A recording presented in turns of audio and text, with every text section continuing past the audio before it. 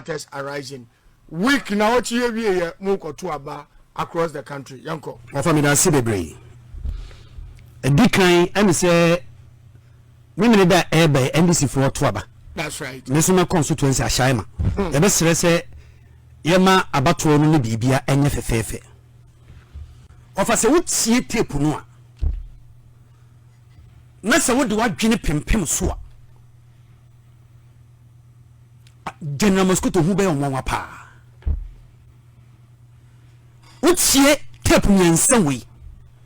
Na say wo hwe nsem a General Mosquito ekeka esan say opeso contest as general secretary. Wa bra obia ne mpre general secretary akonya no ho na wagya to ho se wa bre wagya akonya na to ho general secretary akonya wagya to ho se wa bre now so ope chairman di enti or the desperation na nsem a okeka me be church nsem ma kire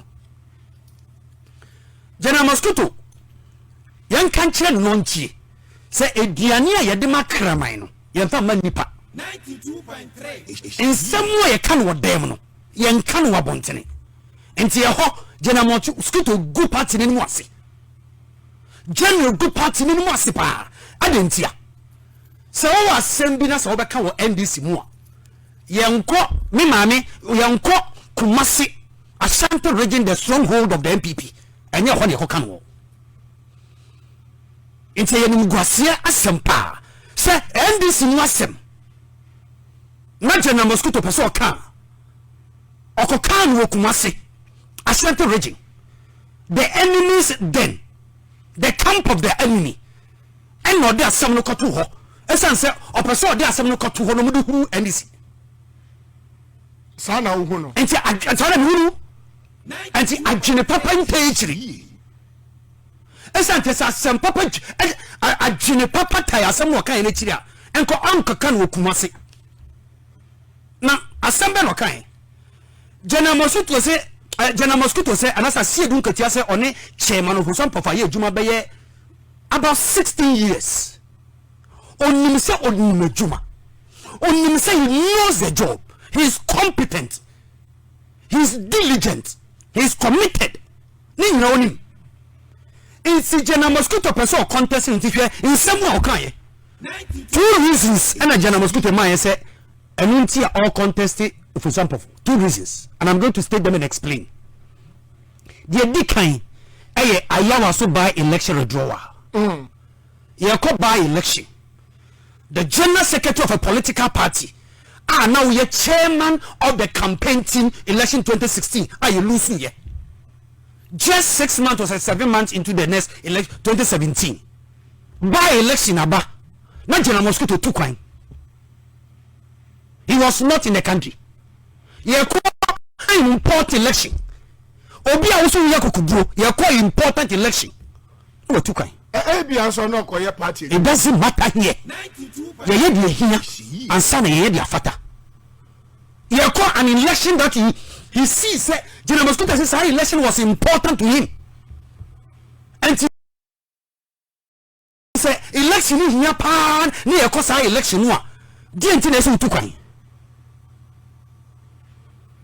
Otukan eda ye to election anopa be no nkunu 9 o'clock na ya bonipa insie tuo etu aka nipa 6 chairman of some person no ye chairman no ene totobi kwachi ni asase jima ene party officials akọ hospital no ayede nkrofo ko gu yo no makọ just to go and see and visit the people omkoye no ne abo abrantie ba ko ne nan ya bo to say pay and up to now say abrantie ne nan no to be nanti so waka from enti General Mosquito enro enti dey no for some of ye chairman obun hu buade chairman ya obun hu buade e fa fun nipo di kan frɛ no ne General Mosquito obi a wotu kwan kwa brochire no o frɛ no say general wonni ho by election no ayeye no Ayawaso no etuo tutuo moja na ehwigu abono nkunu ni pensia egu hospital about 9 o'clock, just 9, about 1 hour after the election, so 2 hours after the election, 6 members of the NDC are bleeding. Much go ya de obako gu hospital. Ema mi fi hospital na be. Yenye den. Oka kire General Mosquito no. General Mosquito Asiedu Nketia se oka kire no se.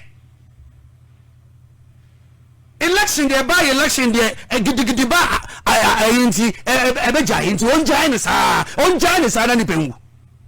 Onjai ne sa. Hey, dear, some of them okay. Your body pension too. If you hospital nearby, more to a good crop for 92.3. Now, if you are broche catcher, will say, no organ and a minute will cassie. Mijina Ayawaso.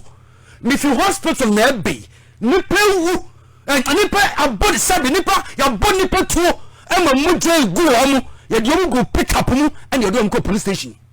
Now, my friend will broche and my bow man, say. General say na ekoswa General Mosquito say o ka kire for some people dey say o say dey warning. He warned him. See, look at the language he use. Look at the language you use here. Wa woni Ghana ha say na chairman na woni ejuma in field nsia. For example, for a organizer of this party for 9 years, and we be vice chairman 4 years, and we be the chairman since 3.5 years. When you just me Kenya now your general secretary. 2.3. And the broaching us of frail. No boy man, yes, say. We ye manu wa akuno. Ye manu wa ayawaso. But I no pay ye new no moja egu. Time. Now your frail wa. Was one on the chair, me one a chairman, no say, on chai warm. Say, of one chairman on Ferradiasu, and Muadi, Sabi. Alaska, you can't warn me, and I can't warn you. But General Mosquito said he warned chairman. Say, on chai, the uncle by election. Offer now 9 o'clock pay.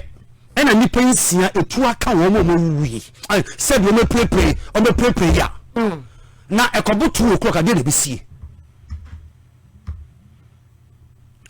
Some by election, and yet NDC for any MPP for na yebu boy asumuku. I know your normal fights, and Nubia. Where it was national security apparatus against the NDC. Squat, we read the Commission of Inquiry report among. No one would the commission. It was not NDC MPP about at Ayawaso, and then the sea. The sea wa Ayawaso. State sponsored security, armed guys, and Mantiana Katakata woman wash a mask. Baba did bonnie into Woma Kata woman. One of the band who Ghana for said, so the former police was a Yakatakata Yemuda. Some Mantia were Katakata woman.